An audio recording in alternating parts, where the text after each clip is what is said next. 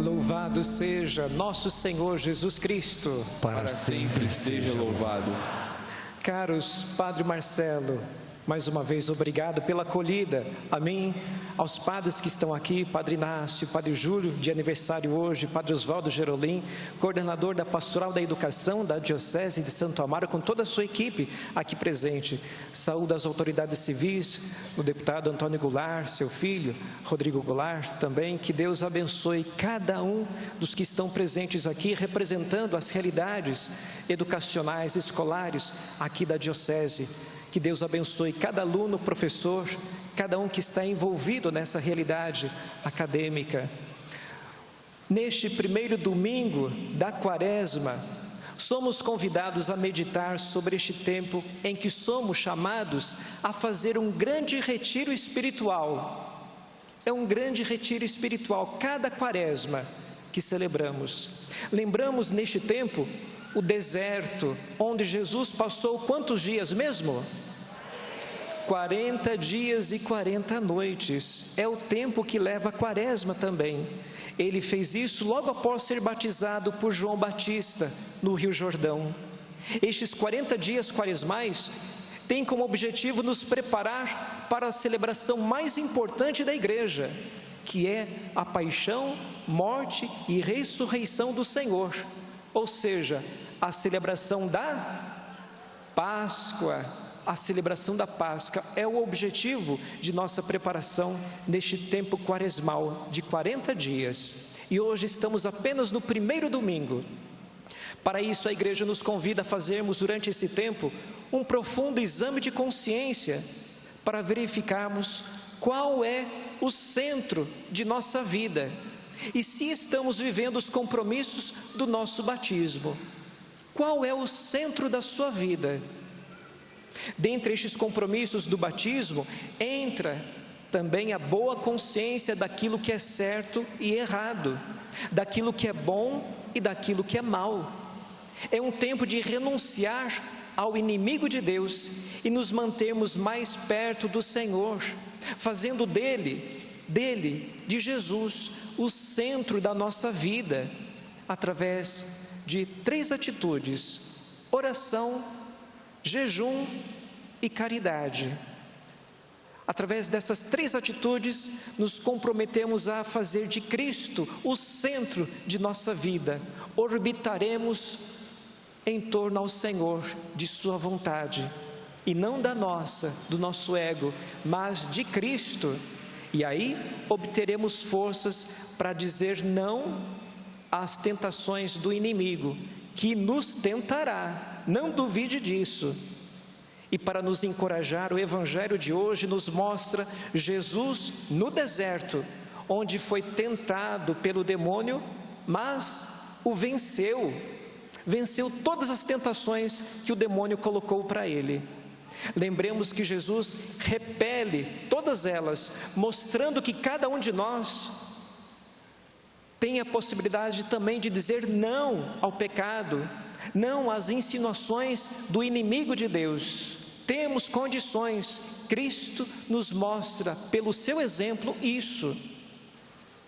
Hoje também celebramos o início do ano letivo, abençoando as mochilas, que, como eu disse no início, é o símbolo do aluno, dos estudantes. Essa bênção alcançará nossas crianças, jovens e adolescentes, estudantes que atualmente estão sendo alvo das insinuações do inimigo de Deus, que vem muitas vezes disfarçado para atacá-las, para seduzi-las. Tenhamos cuidado, protejamos nossas crianças, jovens e adolescentes. E aqui eu entro num tema muito delicado que pode determinar os rumos da educação de nossos filhos pelos próximos 10 anos. 2 semanas atrás aconteceu a CONAE, que é a Conferência Nacional de Educação, onde foi produzido o PNE, que é o Plano Nacional de Educação. Este plano, ele é mais ideológico do que educacional. Dentre as ideologias presentes nele, há uma prioridade que o governo coloca para que a escola desempenhe um papel mais voltado para a formação ideológica das crianças, jovens e adolescentes, do que para a formação acadêmica. Ou seja, com este plano, o governo evidencia que não está preocupado com a alfabetização, com o aprendizado do português, da matemática, da história, geografia, ciências e assim por diante. Ele está mais preocupado com a formação política partidária e ideológica dos nossos alunos. Ele orienta que o papel da escola deve dar mais relevância ao ensino baseado em pautas identitárias e ideológicas, que envolve inclusive a ideologia de gênero. Já não bastasse, meus caros, já não bastasse o Brasil, nossa nação, ter ficado numa péssima posição no ranking mundial do PISA, que é o Programa Internacional de Avaliação de Alunos. Ficamos abaixo de países pequenos da África e até da América Latina. Brasil, com uma dimensão continental que tem, ele ficou abaixo de países muito pequenos. Ficou abaixo, ou seja, nossos alunos estão entre os piores do mundo. Isso deveria gerar vergonha em nós e preocupação. E ao invés de fomentarem um ensino de qualidade, a preocupação está na doutrinação de nossos alunos, a partir de um viés ideológico. E quem tem a responsabilidade de formar as consciências das nossas crianças para as crenças, para os princípios e valores, e educar para uma visão de mundo baseada em valores, é a família a primeira responsável. O Estado não pode raptar este direito e dever que é primeiramente da família. É seu esse direito, pai, mãe, de educar a consciência, de formar a consciência do seu filho. Mas o que fazer em relação a isso? Este Plano Nacional de Educação, o PNE, está para ir para o MEC, para ser transformado num projeto de lei, e então chegar ao Congresso para ser aprovado. É nosso dever de cristãos nos mobilizarmos para que isso não seja aprovado pelos nossos deputados e senadores. Queremos que a escola cumpra apenas o seu papel, que é de educar, e que seja uma educação de qualidade, conduzindo nossos filhos, crianças, jovens e adolescentes ao conhecimento baseado na verdade e não numa ideologia. Não queremos que eles sejam corrompidos com uma doutrina ideológica.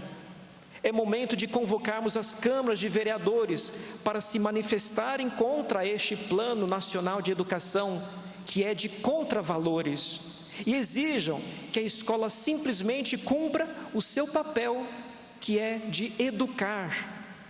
Enfim, tenhamos muito cuidado, pois o inimigo de Deus é sorrateiro. Seu objetivo é a destruição da família. Não se enganem. Estamos em plena quaresma, neste deserto, onde o inimigo tentou Cristo e vai se insinuar a nós, vai tentar a família e, pior, tentar destruir a família. No Evangelho de hoje, Jesus, ao ser tentado, nos ensina a não cairmos nas armadilhas do demônio, e ele nos aponta as armas que usou para vencer o mal. 3 armas: oração, jejum e caridade, que é a esmola. Oração, jejum e esmola, caridade. A oração nos coloca em sintonia com Deus.